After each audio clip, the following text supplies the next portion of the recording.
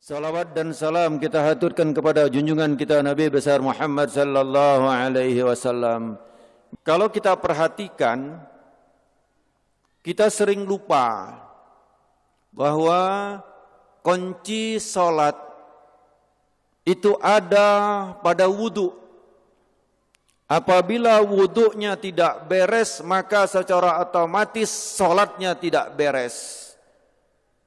Wudunya akan ditentukan dari toharohnya. Kalau toharohnya tidak beres, maka wuduknya akan tidak beres dan sholatnya juga akan tidak beres. Rasulullah sallallahu alaihi wasallam dalam satu hadis beliau menyampaikan supaya berhati-hati di dalam buang air kecil. Kenapa? Karena azab kubur yang paling banyak itu adalah al-lisan dan buang air kecil. Bagaimana cara kita untuk supaya kencing itu benar, supaya kencing itu tuntas, supaya kencing itu bersih daripada hadas. Bahwa seseorang yang toharoh sering sekali keliru. Kenapa keliru? Karena ngambil gampangnya, ngambil mudahnya, yaitu kencing berdiri. Bapak-bapak sering kencing berdiri, tapi ibu-ibu kencingnya jongkok. Nah, pada kesempatan ini saya ingin menyampaikan bagaimana cara kencing yang benar, kemudian hubungannya dengan kesehatan. Kalau seseorang yang kencing berdiri, bisa saya pastikan dan saya sudah uji coba, ternyata masih ada sisa. Di saat seseorang buang air kecil dia berdiri, maka posisi klep seperti ini. Ini, ya toh? Seperti ini. Panjang, ngapunten, di dalam masjid, tapi karena ini kedokteran harus saya sampaikan. Untuk perempuan kantong kencing, terus kemudian ada namanya uretra, saluran yang keluar, itu panjangnya 1 sampai 3 cm untuk yang perempuan. Jadi sangat pendek. Tetapi kalau untuk yang laki antara 5 sampai 7 cm. Jadi panjangnya uretra, kalau dalam bahasa kedokteran disebut penis, atau bahasa Indonesia itu yang dinamakan burung, ya toh. Ini panjangnya adalah 5 sampai 7 cm. Nah, dari 5 sampai 7 cm itu klepnya ada di pangkal. Jadi bukan di ujung. Bukan di ujung daripada burung atau penis tadi, yang ini tadi bukan di ujung. Tetapi di pangkal. Jadi di kantong kencing, di pangkalnya itu inilah tempat kelep. Pernahkah kita bertafakur tentang kelep? Siapa yang membuka dan menutupnya? Hanya Allah Subhanahu wa taala yang memelihara kita. Kalau seandainya dibuka terus, Pak, celek, buka terus, gimana kira-kira kita? Ngompol semua, Pak. Atau sebaliknya, kalau seandainya nutup enggak buka, gimana kira-kira? Kita enggak karu-karuan, Pak. Enggak usah lama-lama, 1 hari saja nutup enggak karu-karuan. Bagaimana cara toharoh yang benar? Cara toharoh pertama, cara kencing yang benar adalah hendaklah jongkok. Siapa yang mengajarkan kencing berdiri?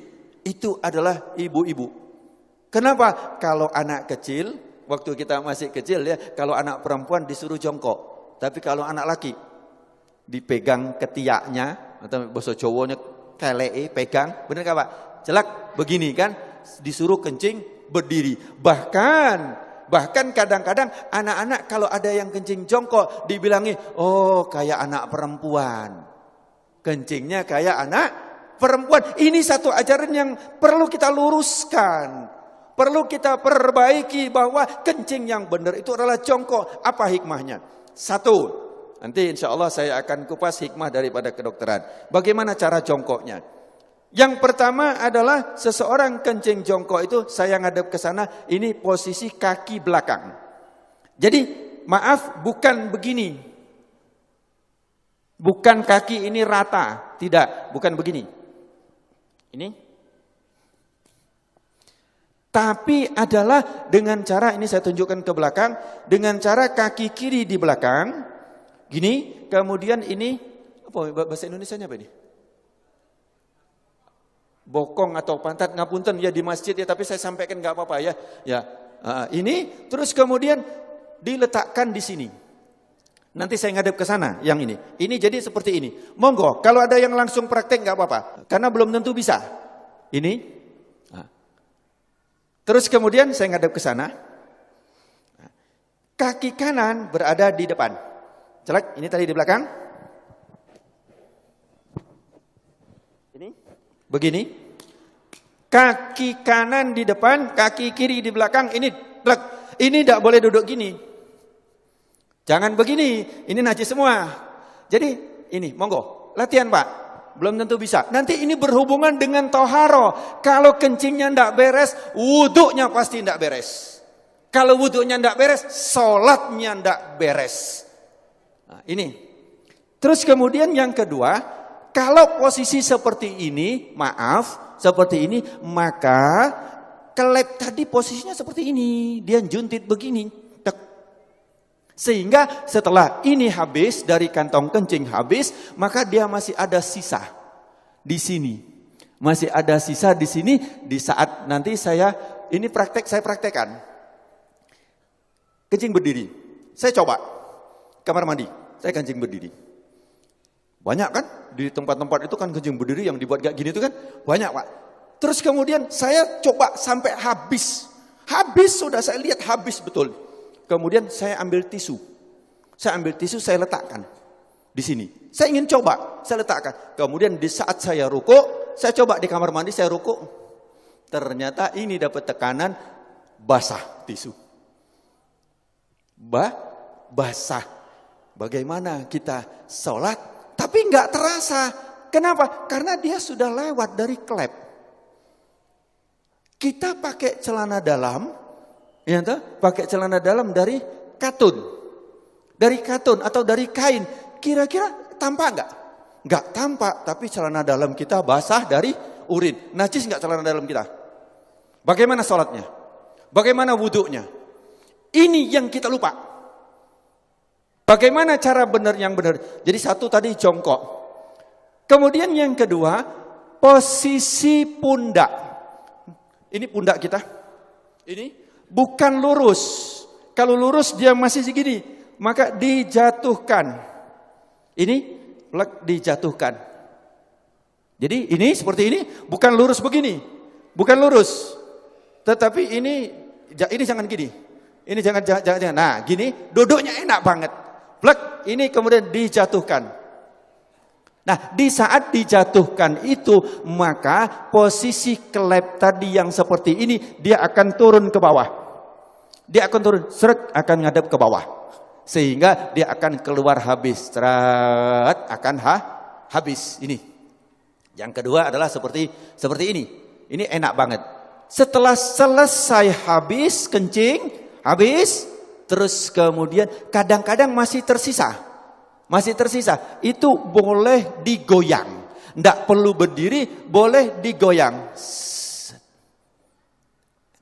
Enak digoyang. Karena posisi seperti ini tadi, apabila kita goyang, dia berubah.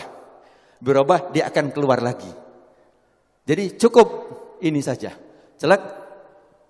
Plek, langsung dia keluar 2-3 kali gak apa-apa. Insya Allah dia akan habis.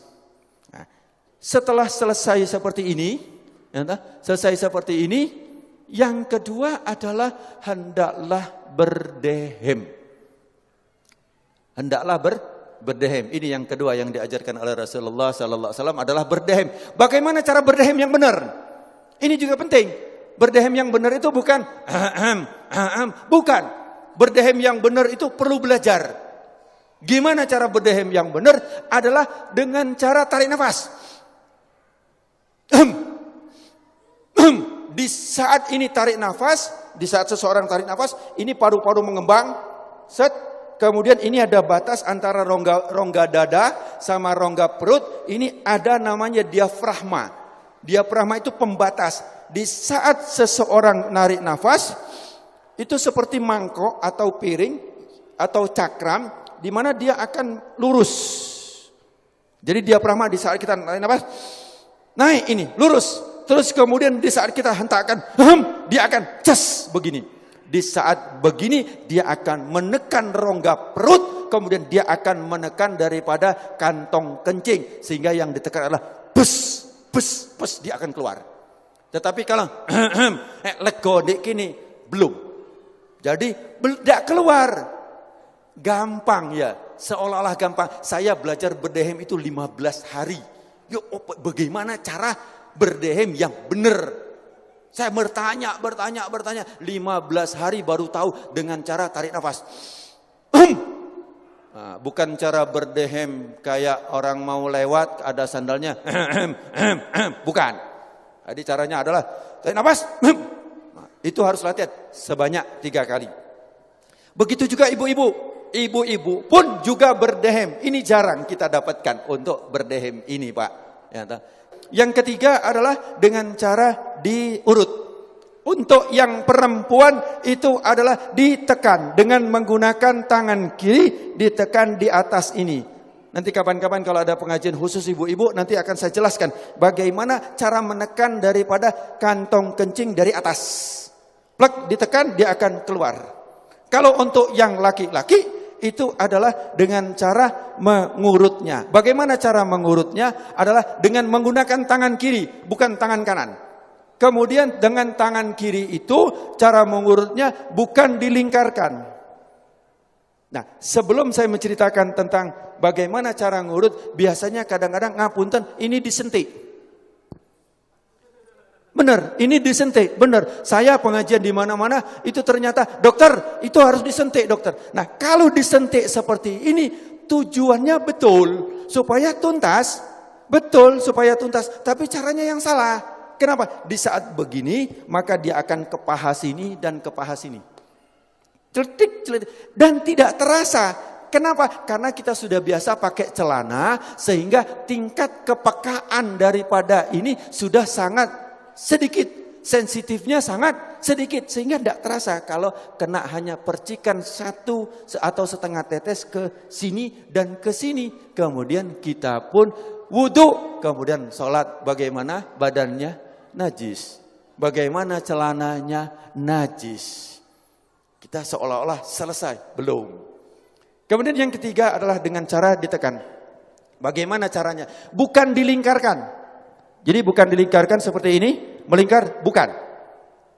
Bukan juga kalau ini jam, lingkar 12, 3, 6, 9. Ya. Bukan jam 3, jam 9, bukan begini. Bukan seperti ini. Tetapi adalah jam 12, jam 6. Jam 12 itu adalah jempol untuk sebagai penahan, penopang. Kemudian yang jari kelingking. Jari apa ini? Kelingking ya, bahasa Indonesia kelingking ya.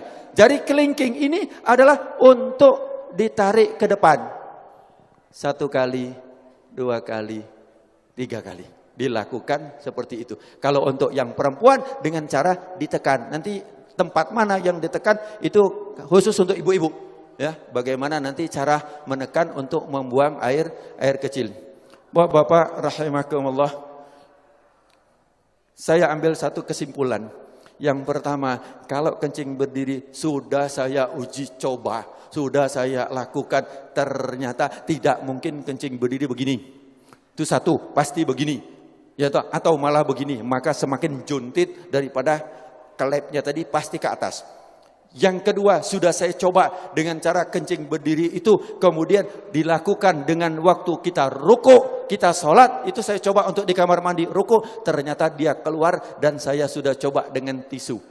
Jadi bapak-bapak nanti celana dalamnya akan basah, ya toh, tapi nggak kelihatan karena daya serapnya cukup ini, itu kalau kencing berdiri itu akan keluar, tetapi tidak terasa. Kenapa? Karena sudah melalui klep. Kemudian yang ketiga adalah cara hitan yang benar, maka dia tidak ada sisa sama sekali di bawah ini. Kalau masih ada sisa di saat yang tetesan-tetesan yang terakhir, dia akan masuk. Dia akan masuk. Kemudian yang kedua adalah cara duduk yang benar.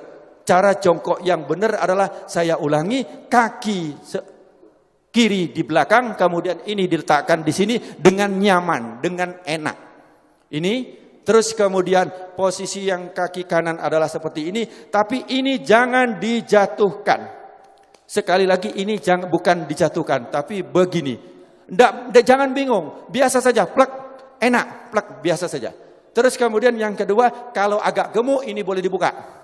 Boleh begini, kalau agak gemuk.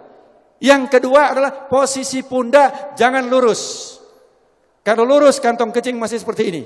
Dan posisi daripada klep seperti ini. Harus jong begini.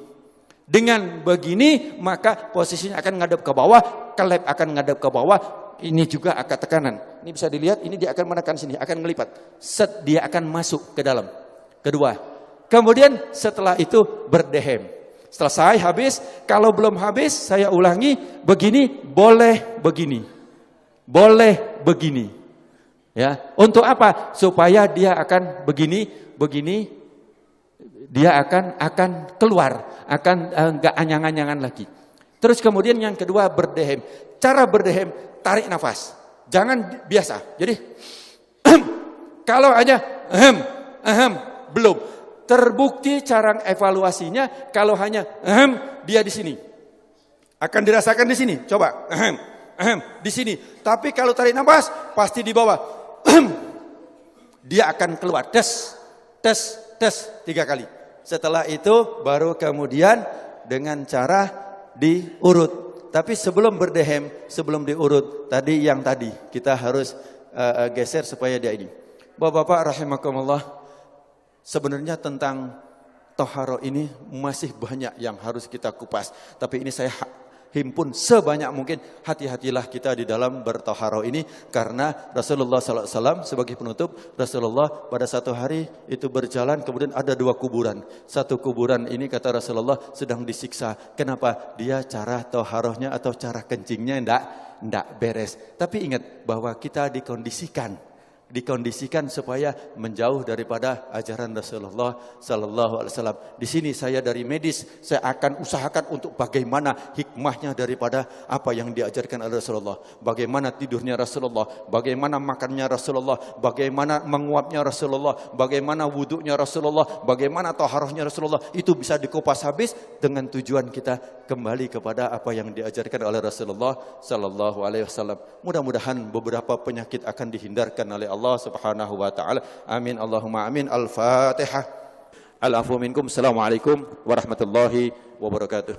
Waalaikumsalam warahmatullahi wabarakatuh. Terima kasih kami